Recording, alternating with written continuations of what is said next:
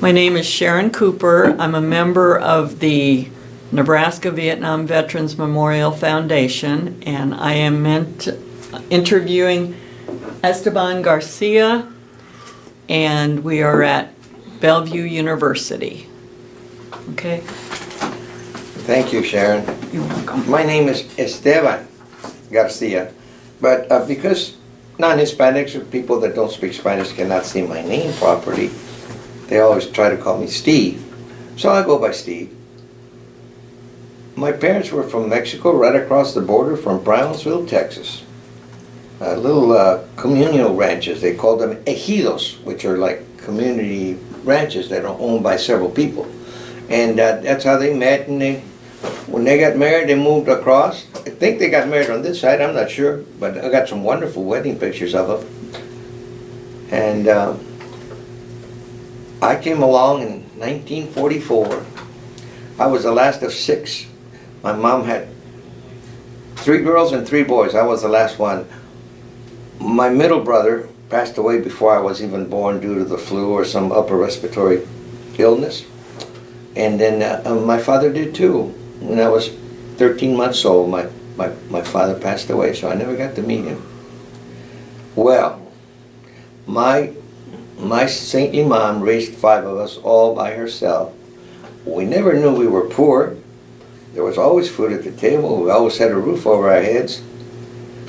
And so we grew up very close. And when I graduated from high school, I wanted to go to college. But our school system failed me.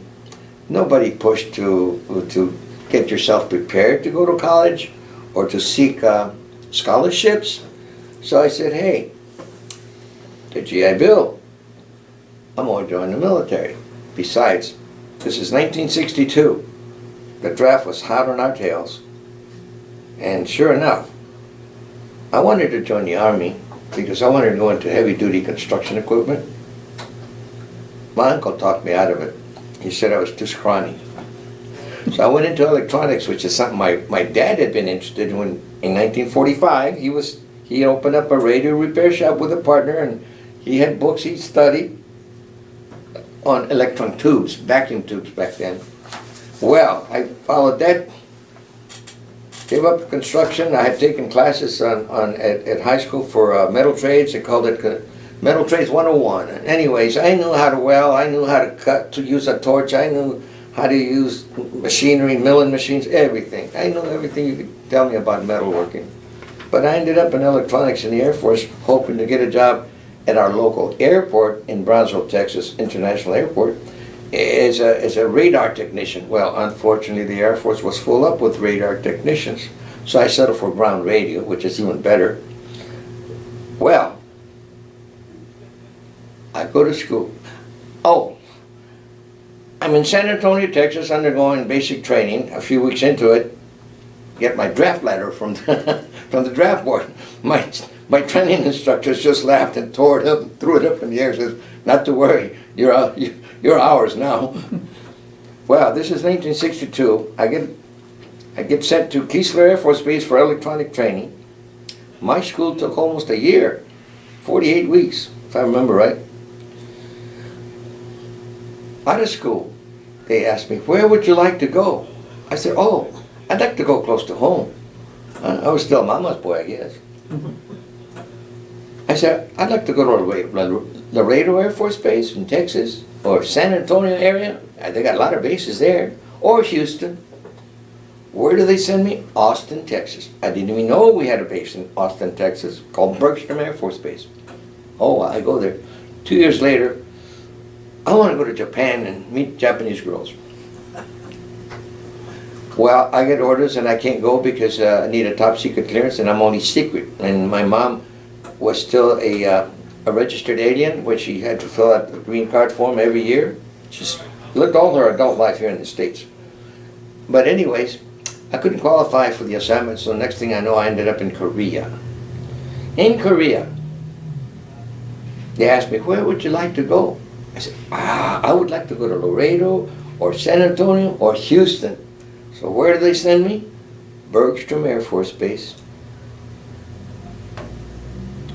2 years later. Well, now this time I had a lot of fun the first 2 years and even more fun the second 2 years. But anyway, I was there when I was registering my car downtown Austin, Texas, and I was driving away when the radio announcer says, laughingly, that this crazy nut was up the university tower shooting up people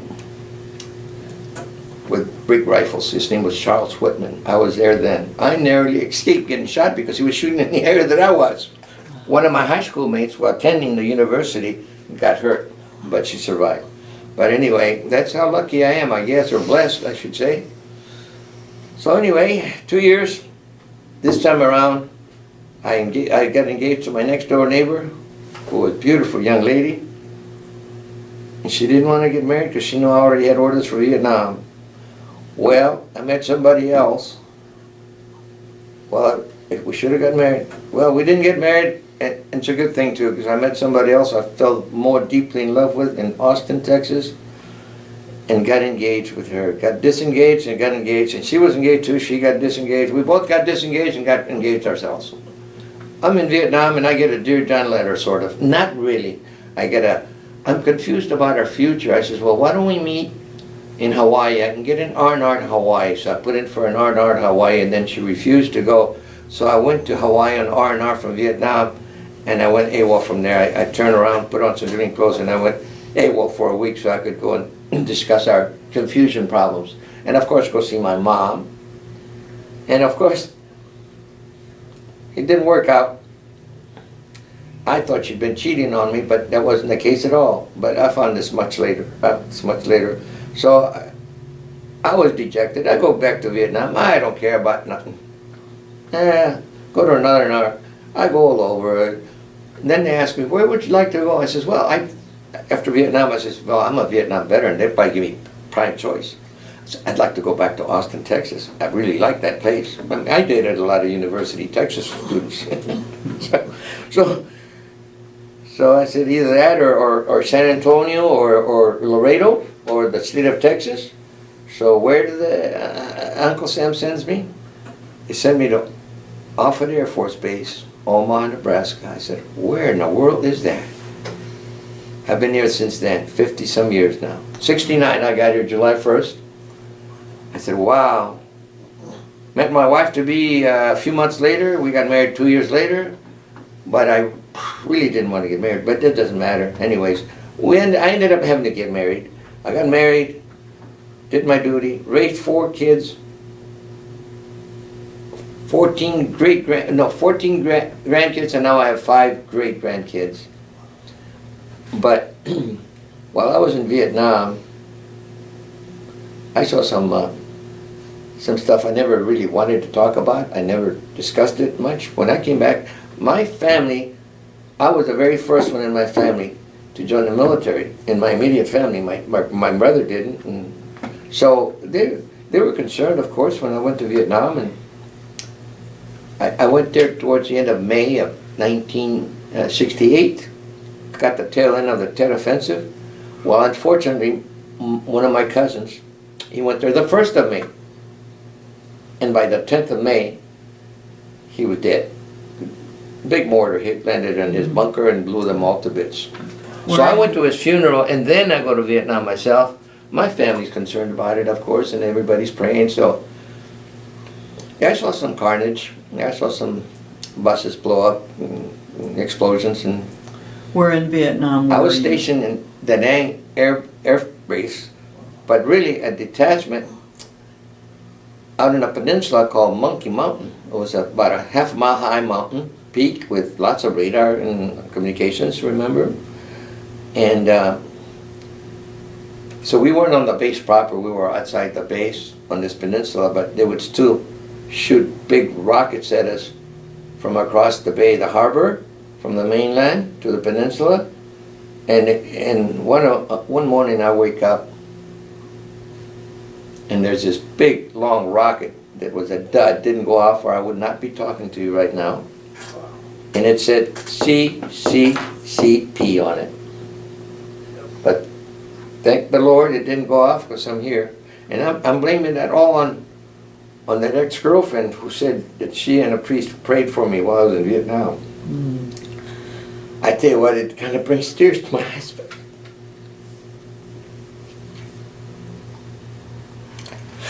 well, anyway,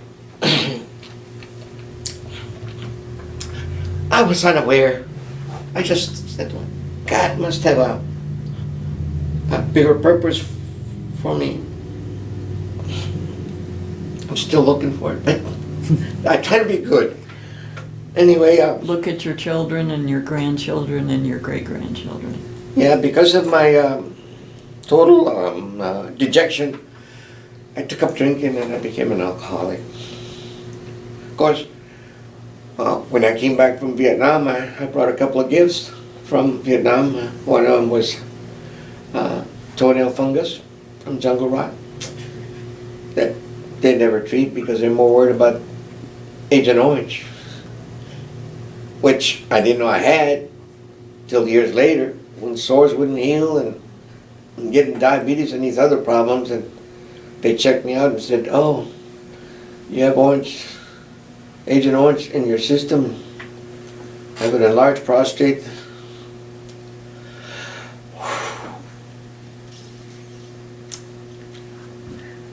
You're on that list for Agent Orange, aren't you? Yeah, oh yeah, I get disability. Well, anyway, I have people praying for me, and I think that's why I'm here now.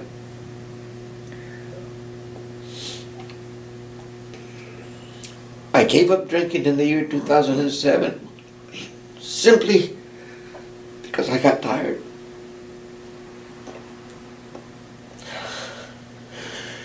And I started reading the Bible. I went back to church. Unfortunately, my wife did not. We just don't see eye to eye anymore. We've held our marriage together for more than 50 years, but it's been a rough road. And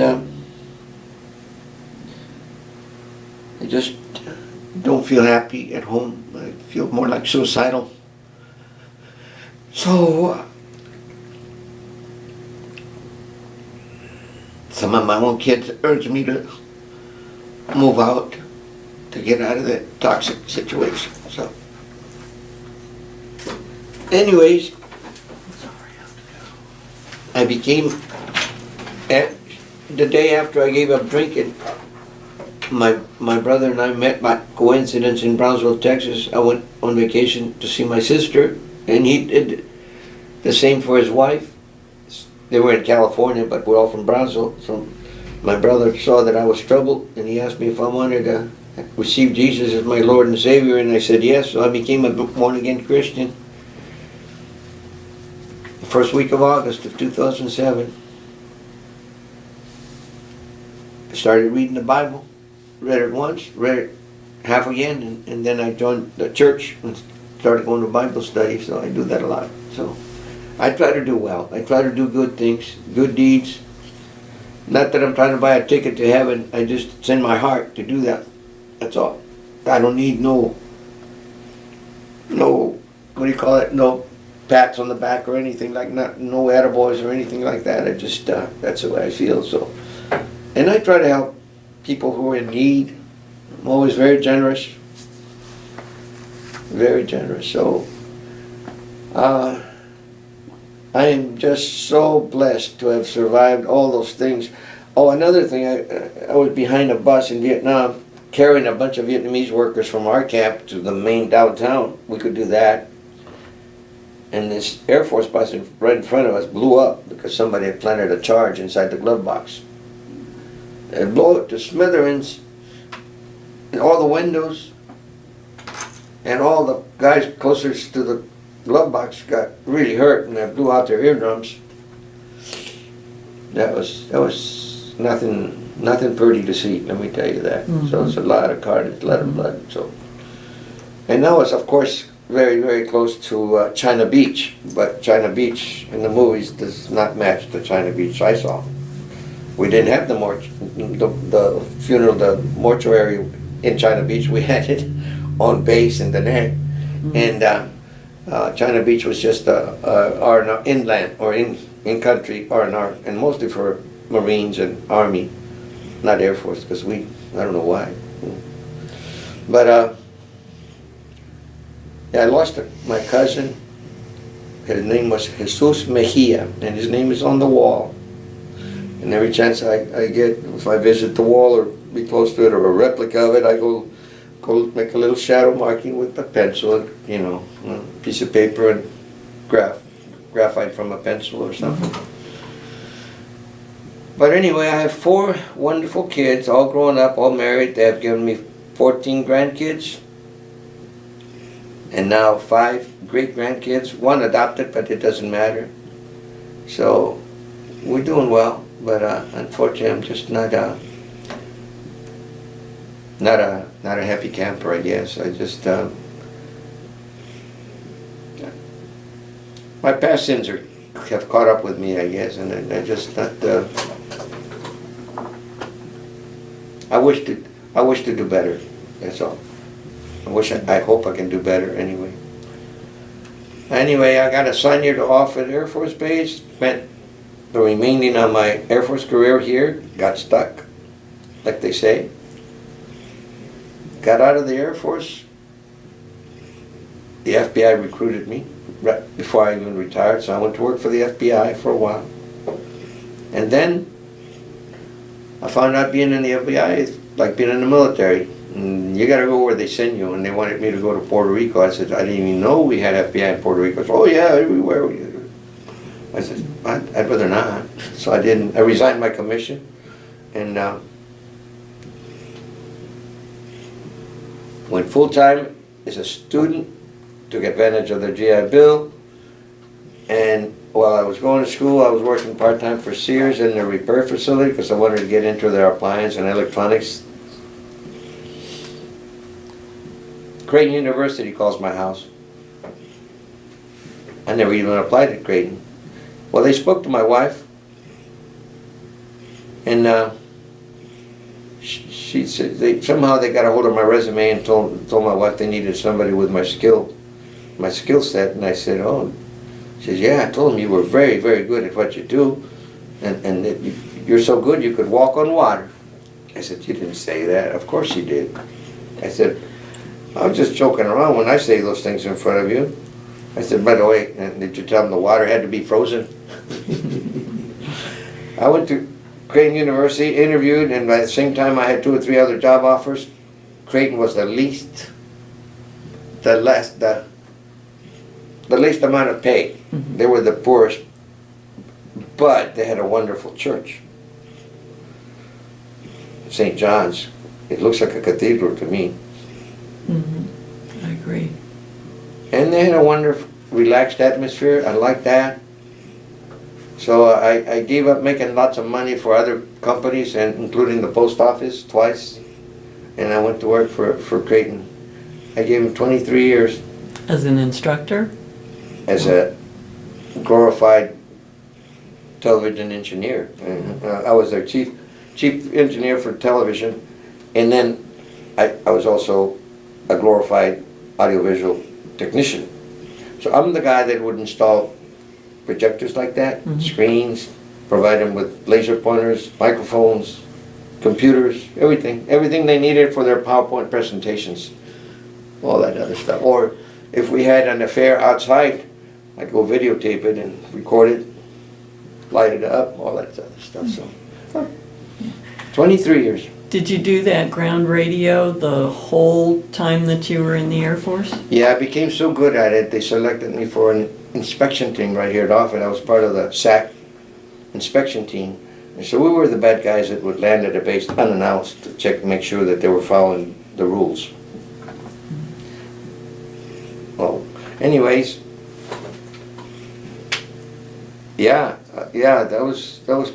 So yeah, they made me, and they asked me to join, and I did, and so I travel all over the United States. But my wife one time told me that I was gone more than half the year. She said, when you add up all the days you're gone versus the days you were at home, you're gone more than half. I said, oh, I didn't know that.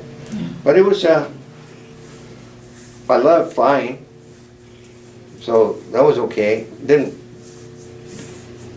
care too much for living out of hotel rooms, but it was good. I never regretted a year in the Air Force. I never regretted a year or a day at Creighton University. I would tell people, don't let my boss know how much I enjoy working here because he won't give me a raise.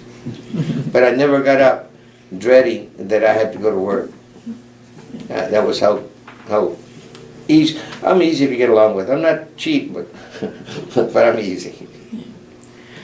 Well, if you were that valued that you got to be an inspector, you must have gotten some promotions along the way. Yes, I made rank real fast, and then towards the end, I turned down a promotion so I could get out at 20, and they wanted me to put on another stripe and give us 2 more years. I said, no, I don't think so. I don't want to be 40 when I'm out there looking for a job in the civilian world. It was hard enough at 38. They did ask me that about age, how I felt about taking orders from people younger than me. I said, hey, in the military, we take orders from young lieutenants that are fresh out of military officers training school, and we don't mind. I said, we value, well, I respect authority. What I really cannot, I would tell people this, what I cannot endure is lack of knowledge, or what do you call it? There's another word for it. Anyway, you understand it. If somebody's above me, they better know the job. They better know what they're doing. You know. So if I know more than the people in charge of me, then they shouldn't be in charge of me. That's what it was. I told them. So sometimes I wouldn't get hired because I probably, because they would say, oh, yeah. I said, yeah. If you're gonna have somebody over me and they're younger than me and they're not knowledgeable, well, then we have a problem, don't we? What was the hardest part of military lifestyle for you to adapt to?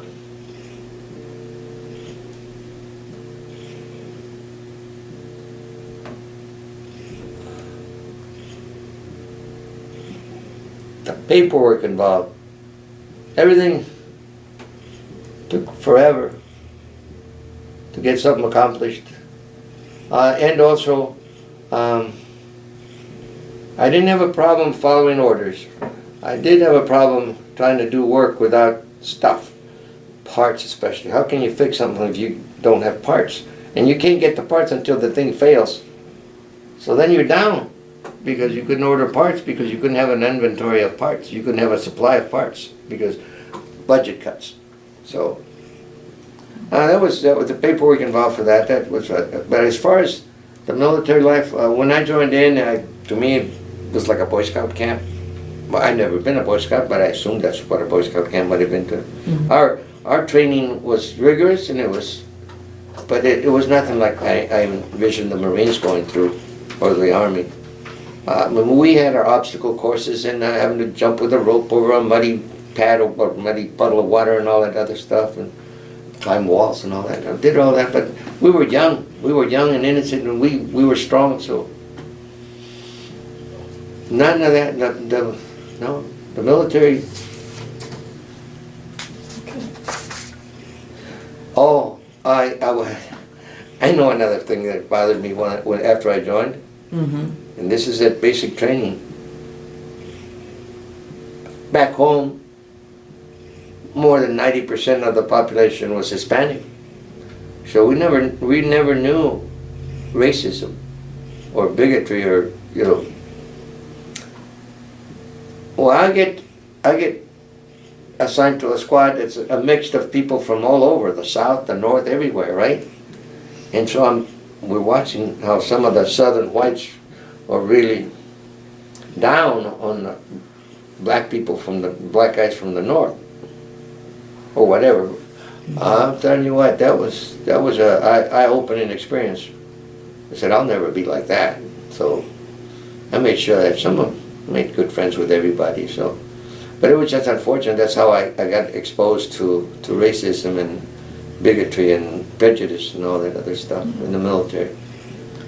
Well, but I learned to look at the person, This kind of links with what you just said. What kinds of friendships and camaraderie did you form while serving, and with whom? I joined the service with a buddy of mine named Flores, but if you ask me for his first name, I can't tell you, because it's been so long. Lost track of him right away. After basic. I don't remember what he did or whatever. Never got back together with him again, ever. However, when we got on the bus to come to San Antonio, for physical, another two high school mates coming together as buddies. One of them shared the same name I had, with the same middle initial. And so we go through the processing center, and I'm ahead of him by 9 guys. So at that time, they used to issue us serial numbers. We didn't use our social security numbers for identification purposes. It was against the law, in fact. So my military identification number was 1865-0730. Yeah, I can still remember that. His was 1865-0739. The other Steve Garcia, and they also called him Steve, same as me. Mm-hmm. And his middle initial was R, so was mine. But mine was for Rubalcaba, and his was for Rodriguez. Well, we get assigned to the same place. We had fun because the TIs put down one name for a certain duty, and we wanted to know which one of us is this. Oh my God! Oh, just share the duty, whatever. So that was fun. Yeah, he went to finance, and I went to electronic school. We didn't see each other for 30 years. He got out after 4 years, got a college degree, and he waited and waited. I finally met him right here in Omaha. He came to teach some executives on certain office programs, computer programs at the Xerox building. And we had a mutual friend who said, your namesake is coming to town. I said, oh, okay, great. And so we got together, and the first thing he did when he saw me, he was waiting in the lobby of the hotel. Remember, I'm going to night school, and it's 10 o'clock at night, and I walk into the lobby, and he's sitting there with my friends, and he gets up, comes over, and gives me a big bear hug. Says, I've been waiting 30 years to do that. I said, well, yeah, what did I do? He says, well, you remember when we went to high school, you were the smart one, and I was the dumb one? I said, I didn't know that. He said, well, you know, I got to school by the skin of my teeth. I mean, I got a lot of D's and F's, and you got A's and B's and all that other stuff. Well, when I applied to college after, through the GI Bill, and they asked for my high school transcripts, I knew they were going to reject me because my grades were so bad. But when they told me what a great record I had in high school, I knew that it was your record and not mine. So he got into college because of me. I said, oh my goodness gracious. Anyway, we had a good time together, and my son and him went golfing, and I don't golf, but anyway, yeah. And unfortunately, he ended up dying of cancer, but yeah, we got together. So a namesake like that. Oh yeah, and I know one time he must have started a savings account, and remember our serial numbers were so close. Well, they lost track of him somehow or other. They kept sending me his statements from back home, our savings and loan, our savings account. There was hundreds and hundreds of dollars in there. And they kept insisting that it was mine. And I said, oh no, I never done business with you. Oh no, Mr. Garcia, we got you right here. I said, it's not me. It was him. So yeah, no, I didn't take his money. I was an honest guy. Yeah. But yeah, I'm now 78 years old, and trying to make amends for all the misdeeds I've done in the past.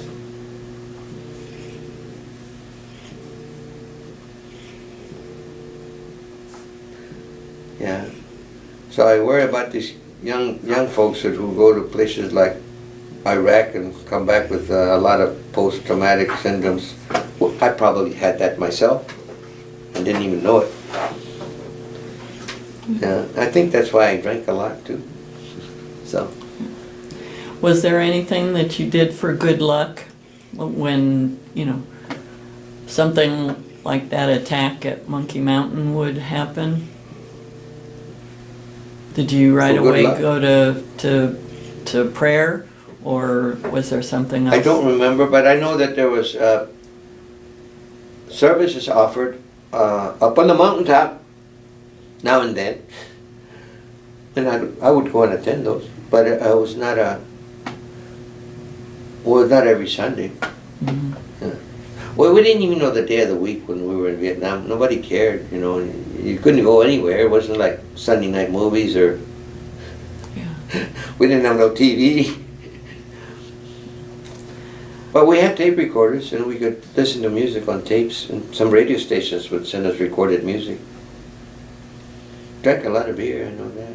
Drank a lot of stuff. How did you stay in touch with your family and friends back home? Did you write letters? Did you send them recorded tapes? Both. Both? Yes, especially my mom, of course. My mom never had to learn English, so all my correspondence with her, whether it was through tapes or writing, was in Spanish. Yeah. That was neat. And we didn't have to put postage on our envelopes because we were in Vietnam. And I don't think we had to pay income tax on our income at that time in Vietnam. So. Oh, I did leave Offutt for 1 year.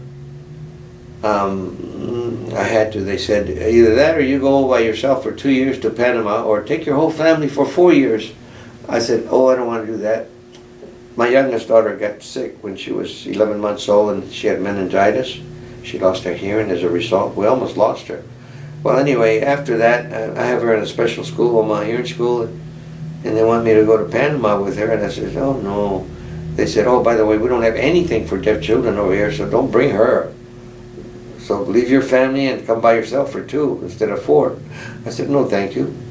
So I went remote to a small island out in the middle of the Pacific, about 1,000 miles southwest of Hawaii, called Johnston Island. Really? Took up scuba diving and deep sea fishing. And then the scuba diving was inside the rim of this extinct volcanic peak. And the deepest part in there was like 35 feet, but they dredged channels for ships to come in and refuel and whatever during the war, the World War II. And so so there was sharks in there, and I remember one time I was scuba diving and we saw a few sharks training us as we were doing our stuff. We'd go down there and chip away at big, beautiful coral formations. We weren't restricted at that time. They might be now. But anyway, we spotted a big, giant sea turtle while underwater, about 40 feet down. And you think that turtles are slow, but they're not slow in the water. Never could catch up to it. I wanted to get a ride on the back. It was big. It was half as big as this table and wide, but as wide and half as long. Wow. And we never could catch up to it. But shortly thereafter, we looked down, and right below our feet was a big shark going around in circles, just circling us from below us. We get off the boat after we came ashore, and I went and checked our mail, and that mail was a letter from my wife saying, "Don't go scuba diving. I just came home from seeing Jaws." Too late. Too late. I'd already been exposed. But I did make some good friends in Vietnam, and one of them named Campbell. We ended up getting over here together a few years later. He ended up at Offutt, and I was at Offutt, and so I helped him and his family a lot. And he just recently passed away. He made it his home too. And, he lost one of his boys to Iraq. One of the Humvee blow-ups, Mm-hmm. They named the street after them. Yeah, or after the son. Yeah. Yeah, so the younger son. So yeah, I made some acquaintances.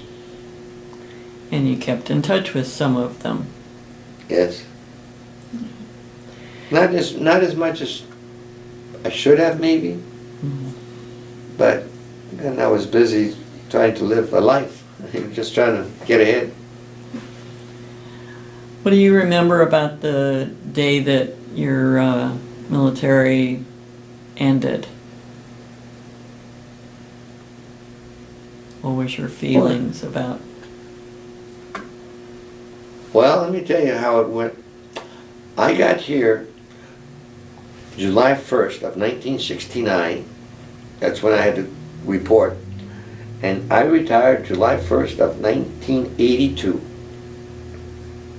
I got out, and my wife was concerned about money, and I wasn't. I said, oh, I can go work at a service station, you know, make enough money to pay for everything. Well, being the smart Mexican that I am, I made sure we had a house. So 3 years before I got out, we bought a house.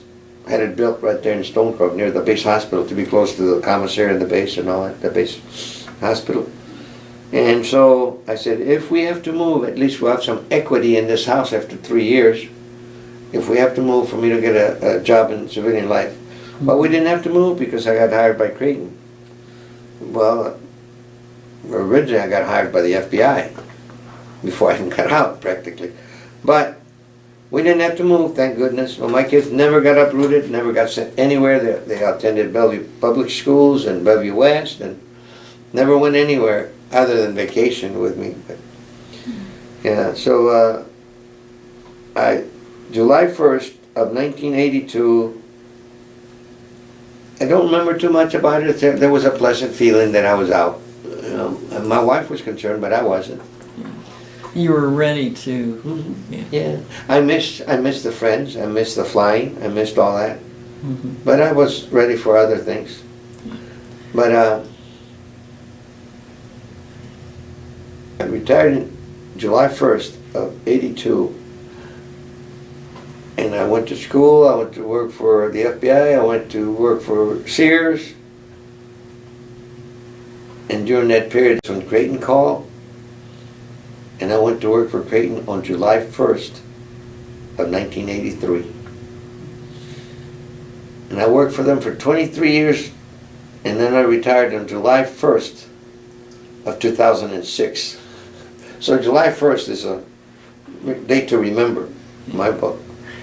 You used your GI Bill for all of your college? Yes. To buy your house? I'm under a VA loan, yes. Yeah. Yes.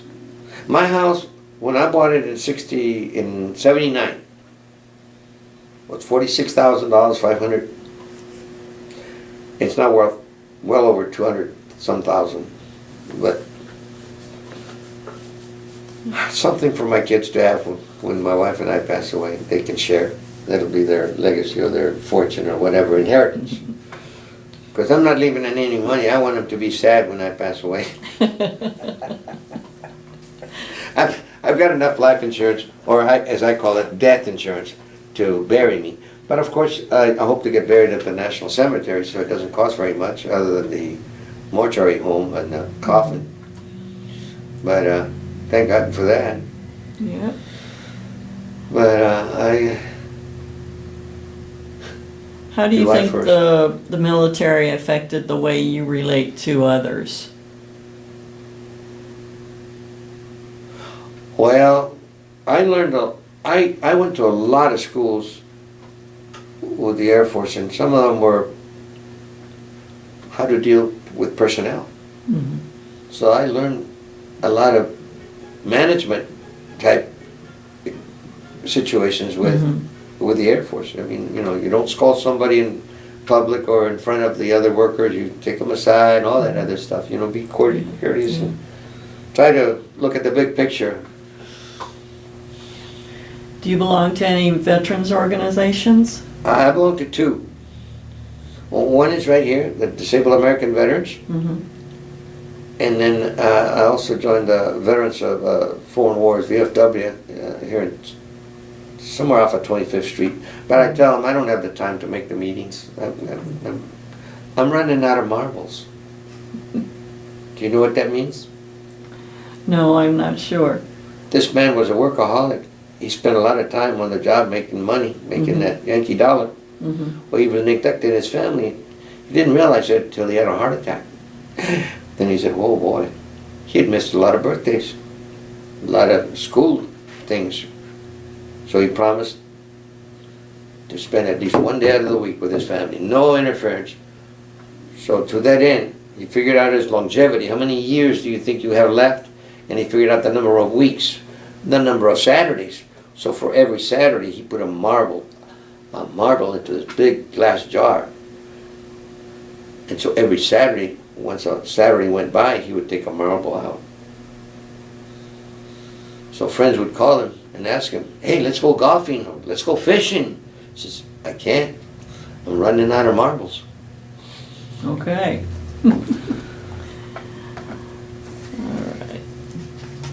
So that's why I look at life. I'm running out of marbles. I gotta pay more attention to family. So maybe this is the answer to this next question. What are some life lessons you learned from your military service? So you spent too much time away, and your wife was telling you that. Yes, Yeah. yes. So she was glad I got out. And I didn't mind. I learned to appreciate what I had, because you can lose it quick. Mm-hmm. Sure can. I learned to appreciate what I had and be thankful for the blessings that I had. So I did learn that in the military. To be thankful for what we have. Yeah. Have you ever shared your experiences in Vietnam with your wife or your children? Come to think of it, no. No, I didn't talk about it for a long, long time. And even now, your kids don't know about what happened over there? My son looked at my DD-214, and it shows a whole bunch of stuff in there, and he said, "Dad, I didn't know all that much." Mm-hmm. Because I never talked about it that much. But he was amazed at my accomplishments, what I had, my awards, my, all the ribbons and all that other stuff. Yeah. I was waiting for President Kennedy at Bergstrom Air Force Base in Austin, Texas, to come in from Dallas. We were his next stop. Mm-hmm. And I'm walking, it's after lunch, and I'm walking from the dining hall to my work area, which was just below the control tower. And when I got there, they tell me, "Oh, the president's been shot, the president's been shot." So I was there. I was there when that Whitman guy saw it.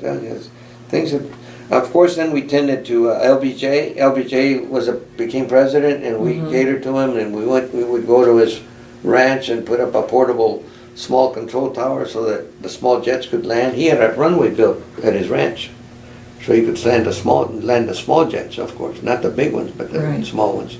But most of the time he would land at Bergstrom, and then switch to the helicopter, the big one, Marine One or whatever it's called, and then that's how we would get to the ranch, LBJ Ranch. So, yeah. That's it. Anyway, I almost lost my life in 1967 at Bergstrom. I was helping a guy, an acquaintance who ran operated a Texaco service station, and I would help him.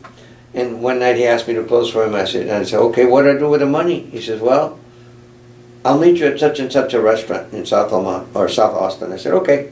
I'll go to the restaurant. Restaurant closed at midnight, 1 o'clock. I left. He never showed. Well, I left, and I get on the boulevard, 7th Street. Actually, it's like a boulevard, four lanes. With that divider, medium.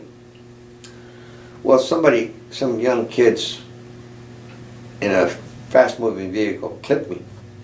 They went around like this. Must have been doing 80, 100 miles an hour, and the speed limit was only 45. And so they knocked me across the median, and I ended up hitting a pillar that was only like 4 feet tall, a square chunk of cement that holds the big pipes that hold guardrails or something like that. Smashed my car like a knife. It hit the corner, sharp corner, and right in the middle. It pushed the engine up against the floorboards, and the impact ruptured my insides, the seat belt. I didn't have it snug enough, and it was like a mule had kicked me here. Ruptured my insides, and I was dying and didn't know it. Anyway, I get out of the car, and I felt like I had urinated all over myself. It turned out to be my bladder, my urinal bladder had busted, and then that's what I felt was when I undid the seatbelt. I felt, but I wasn't wet. And then this is midnight, almost 1 o'clock, and there's this little 10, 12-year-old boy riding a bicycle up this. It happened over a bunch of railroad tracks. What do you call it? An overpass. So we were at the very top of this overpass, and there was a bunch of railroad tracks. So anyway, I see this kid. I said, "Hey, what in the world are you doing up so late?" Well, he said, "Well, I heard the accident, and that's why I'm riding up here." I said, "Well, can you go down there and call the police or call the ambulance or whatever?" I didn't think I was hurt. I said, "Man, look at my car. I just waxed it." Well, wouldn't you know it? Before he even got down, an ambulance showed up, parked right there. I said, "Oh my God, you guys are fast." He said, "Actually, we're coming from another accident, but there's room for you if you need to go." I said, "I don't think so." But as I'm talking to him, I'm hanging on to my door, and I'm going down, down, down. I'm passing out. I'm going into shock because I was bleeding inside all over. I didn't know it. Didn't know I was hurt. I said, "I think I might have bruised a rib on my steering wheel, you know," but it wasn't that at all. They said when they put me on a gurney and they put me in the thing, they said I threw up all this green bile, you know, that just bad stuff. I get to the hospital, nobody pays attention to me because I'm not seriously hurt. But a doctor came and looked at me and says, "Son, you're in shock. Let's see you swallow this stuff." And they x-rayed me, and it was all over my inside of my stomach, just bad. Saved my life again. Yeah. Well, we're up against the time that you said that you wanted to go. So Yes. is there anything else that you'd like to add that we haven't covered? I can't think of anything else other than, you know, I wish all our service members well, and I always thank them for serving. Okay. Well, Thank you so much. Yeah.